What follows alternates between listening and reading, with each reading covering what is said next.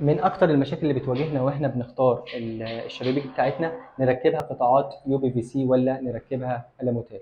طيب الشبابيك الالموتيل بيتم تجميعها بزوايا او بمسامير، لان الخامه بتاعتها اصلا المونيا، فبيتم تجميع الزوايا دي وكل الشغل بمسامير او بزوايا.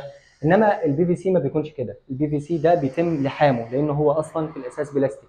طيب ده بيعود عليا انا بايه؟ بيعود عليا انه العزل سواء في الصوت او في الاتربه او في الحراره بيكون اكتر من عزل الالموتات. طبعا ده بيوفر لي سواء في الكهرباء، لان بالتالي التكييف هيبقى شغال اقل علشان عزل الحراره بيكون في البي في سي اكتر، وطبعا راحه اكتر من حيث عزل الضوضاء والاتربه والتنظيف والحاجات دي كلها. طيب ايه القطاعات المتوفره في قطاعات اليو بي في سي؟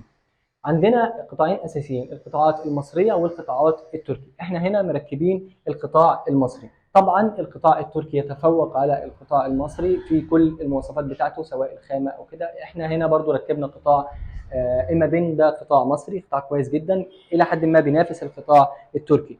هنا برضو القطاع ده في قطاع منه كبير وفي منه قطاع اقتصادي. احنا مركبين هنا القطاع الكبير، بيبقى الفرق موجود في عرض الحلقه او في عرض الضلف نفسها.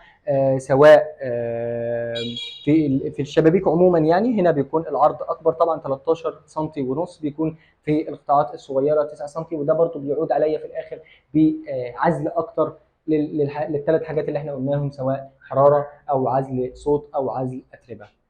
نتمنى يكون الفيديو فاتكم، وشكرا.